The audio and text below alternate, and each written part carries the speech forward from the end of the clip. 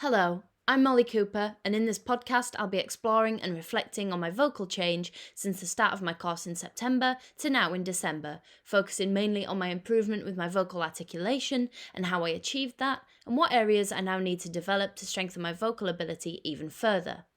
At the very start of the course, our voice tutor Yvonne asked us to identify our individual goals and our strengths and weaknesses before beginning any sort of vocal training. I had strengthened my fundamental techniques of audibility, having lots of singing experience in the past and therefore having a strong volume behind my voice. As a goal, I wanted to further strengthen my breath support and control, as because of my singing, I knew this was an area that I certainly needed to work on, bringing energy to a phrase right the way throughout. I also identified that I often stumbled over words and got tongue-tied quite easily, especially when speaking on the spot, and so that my articulation was something I would need to work on specifically.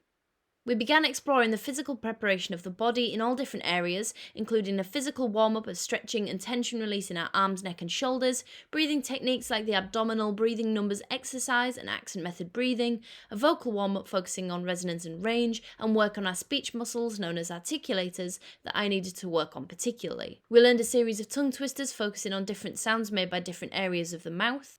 We began with tongue twisters that focused on the two lips, making the sounds p, b, and w, and then moving to the tongue tip with the alveolar ridge, which is where the back of your front teeth meet the roof of your mouth.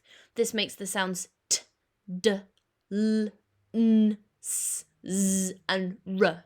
We moved on to further explore the speech muscles kit by exploring the sounds made by the back of the tongue and the soft palate, or the roof of the mouth, that makes the sounds k, g, and ng. These sounds are good to use as a warm-up exercise for the soft palate, repeating the sounds over and over and working your articulators. This also is used in something called the NG siren, where you cup your hand over your mouth and quietly slide up and down your range, saying the NG to get your vocal cords to open at various speeds without causing any damage. We then explored working with the upper teeth, first using the tongue tip to make the unvoiced th and voiced th sounds, and then using the lower lip, also known as labiodental, to make the unvoiced f and voiced v sounds. We then went back to the alveolar ridge, but this time using the tongue blade rather than the tongue tip. This is slightly different, as using the blade, the air from your voice passes between that and the alveolar ridge, whereas the tip touches the back of your teeth. We've finished the tongue twisters on the open resonator of the glottal plosive consonant H, being a very difficult one that I needed to work on. I have a relatively noticeable North Yorkshire accent where the letters T and H are often missed from words, so when it came to learning the tongue twisters, I focused on the tongue tip and alveolar ridge and the open resonator.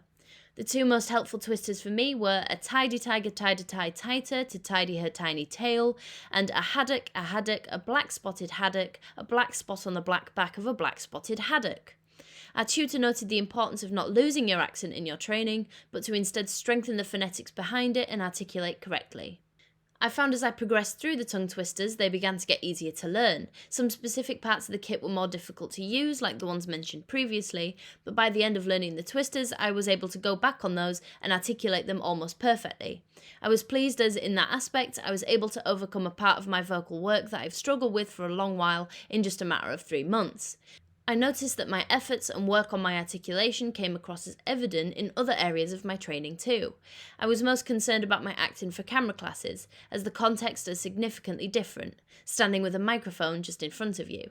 I think my articulation was more prominent when I spoke loudly, and that works well for theatre settings, as I noticed as we worked on our theatre performance of Lungs by Duncan Macmillan, I didn't get any notes on being audible or needing to work on my articulation, which put my mind at ease. However, when acting for camera, I had to adapt to speaking more quietly and as you would in a more real-life circumstance, by reducing my volume but working very intricately on my specific articulation. In acting for camera, we worked on scenes from a soap opera, filmed in pairs with 3 cameras set up in the studio. Of course, we didn't need to use our voice as we would normally in the studio space, as there was a boom mic projected at us, so we needed to adapt for that. We got the chance to practice our scenes in the studio space in front of our voice coach, but she asked us not to change our voices for the space and instead do it as if we were on camera. We ran through the scene, to which she said she had very few notes, just asking myself and my partner to find keywords in the sentence to emphasise to add more impact. I was thrilled with this and took that approach into recording the final take on set.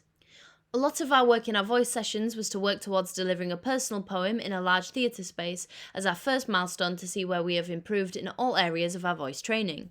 We rehearsed our poems in the small studio space, learning techniques to better our resonance and range and further help us to fill the space without the need to shout, such as the figure of 8 exercise and throwing our voice on voiced and unvoiced consonants. We then needed to transfer this and adapt this into the larger theatre, having not had the opportunity to rehearse in the large space until a couple of hours before the assessment.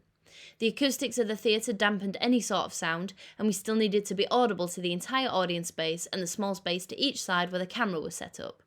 We were set a task where the rest of our group would scatter around the audience space and we would deliver our poem. If we stumbled over a phrase or was too quiet, the audience would shout "what" and prompt us to start again, this time articulating and projecting correctly.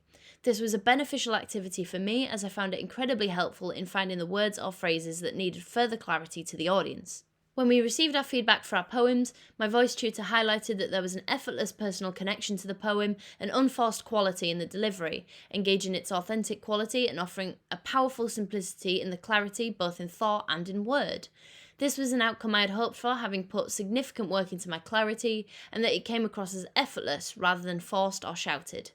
My tutor advised that my next area to focus on would be in the breath support behind my words to add more energy to the phrases to serve the particular theatre space and pursue the resonant line through the intoning sequence.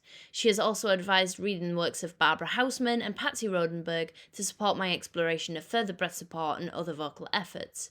I'll now read a short passage to show my work on articulation, focusing on the letter T. The train pulled away just after Todd stepped onto it.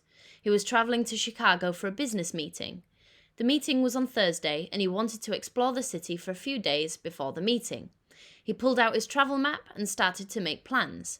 I hope I have enough time to visit all of the sites I want to see, he thought.